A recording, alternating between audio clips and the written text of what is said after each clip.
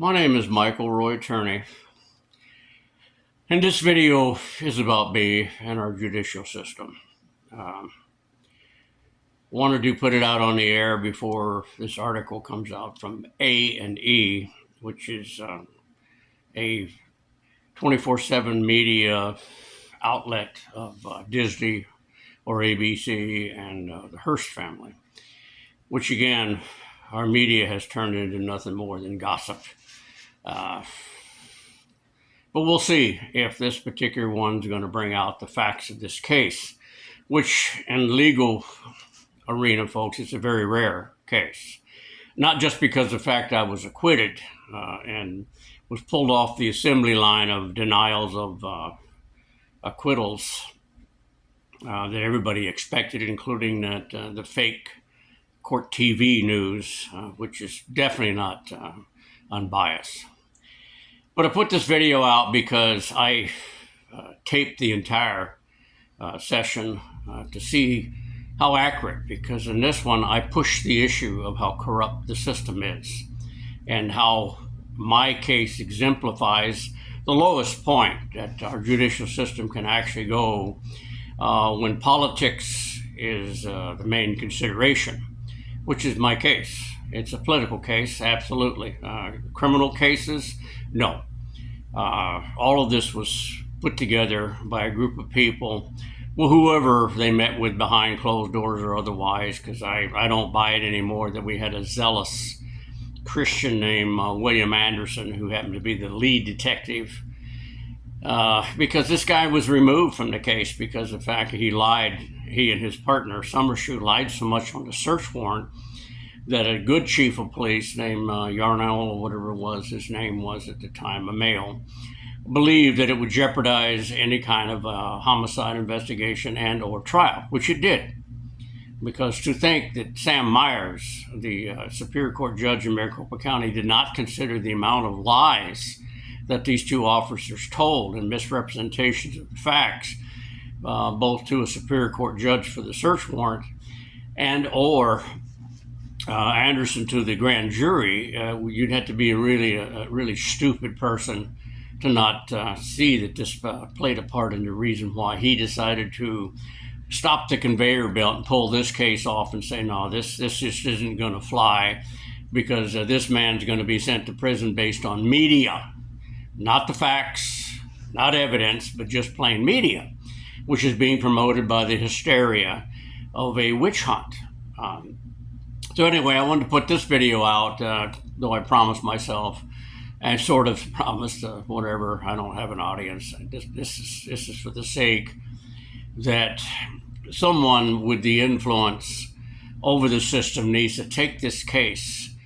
And as I was told by the public defenders, it's being taught public defenders on what areas to attack based on the fact that media can determine whether or not you win your case or not, versus just presenting the facts of the case and disproving basically the prosecution's case, which in this case there was nothing to disprove, because there never was any evidence on this case. It was all assumptions. It was all speculation. It was all based on the fact, as Anderson said on national TV, something seemed to be wrong in that house. That's not really a good foundation for an investigation to invade the sanctity of a family unit, folks. But this is how the Phoenix PD teaches in their academies, and how they really had a hell of a great time with when they had the war on drugs, where they could just literally kick in doors like they used to before the Miranda decision and just go ahead and beat the hell out of somebody till they confessed, which was the Phoenix PD's standard operating procedures back when I was a kid. And I actually witnessed this because I had a brother that violated the law a lot, and they were usually looking for him, which led to us fleeing the state as a whole family in the back of a Ford, two-door, four-door otherwise. So I had a chance to see this, and this is how Phoenix PD operated until John Flynn and his partner took it to the U.S. Supreme Court, not to defend Miranda, who was well known as a scumbag, but to defend the Constitution, which the city of Phoenix has been teaching and continues to operate pretty much well outside of what would be called good judgment, considering the fact that before the government jumps in and yanks away the freedom of an American, which is our most precious possession, that we have a certain set of rules, which are laws, and they're inalienable. But not to Anderson or Summershoe, they violated them all. And sadly enough, so did Susan R. Bolton, the federal district judge, who, as soon as she heard the key witness in the murder case, Sarah Elizabeth Turney, say that the Phoenix PD destroyed the recording I was making of that search warrant in 2008, she should have immediately tossed the case out, because this is the most serious violation of the Brady decision. Whenever you destroy evidence that could very well be favorable. And in this case, that video would have proven, yes, he had the plastic pipe bombs, or no, he didn't, until the City of Phoenix Police Department put them there. So either way, the judge in this case was more concerned with politics and or her personal female hysteria, that we had this bad guy who obviously was abusing a female, though there's never been any evidence really produced that this actually occurred. All we have heard is from adversaries of this particular man in the form of people like Charity Robinson, who was banned from the house because she was a bad influence on Alyssa Marie Turney. So anyway, I wanted to cut this short, but I'm going to go ahead, and what I will do after A and E, ABC or whatever they're all associated with, I don't know who owns all, but I know ABC has turned basically their news is nothing more than tripe gossip. And this case is all based on the 1692 Salem, Massachusetts witch hunt type profile, to where we're just looking at a person who appears to be odd and strange and weird, is basically guilty of something, so we got to get him on something. And in this case, we've had rumors that his stepdaughter, of course, was molested and abused.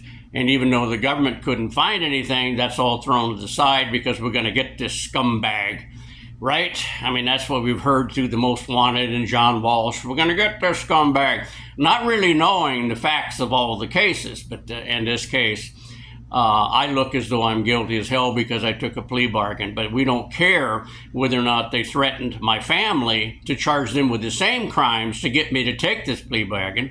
We don't care if the government violated the contract that we made, that they would recommend the 46 to 57 months, instead offering 120 months. We don't care that the judge sentenced me to the more than double the maximum for a first-time offender, and then banned me from being housed in the state of Arizona, away from my own family, which violates the policy and concept that our government allegedly cares about the family unit and maintaining communications between that family, even though we've taken away the freedom of one of the family members. All of this concept is not Judeo-Christian, none of which, like the Maricopa County Jail, is anything close to a Judeo-Christian concept that we do not punish people before due process has been run all the way through. In this case, the Maricopa County Jail, and continues to operate because ABC, NBC, Fox News, all these great 24/7 media entertainers do not want to address the fact that we have a county jail, the largest one in Arizona, who operates torturing people.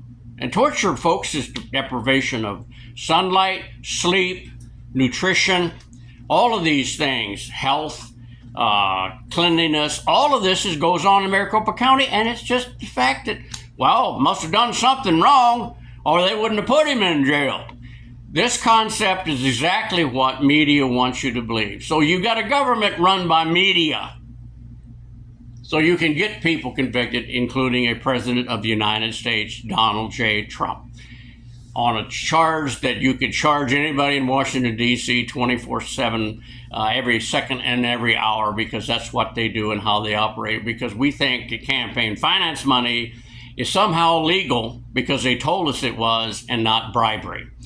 So good luck to you. I don't know what the A&E is going to do, but again, the issue, one of which I wanted to bring out with all these stupid videos I put out, was that the fact that the judicial system is corrupted by politics and news media. And so we don't get individual judicial process based on the facts. Okay, we don't get it based on logic and reason. We get it based on emotions. And that's not a way to run a judicial system, especially in a nation founded on our most precious thing, which is freedom. Good luck to you.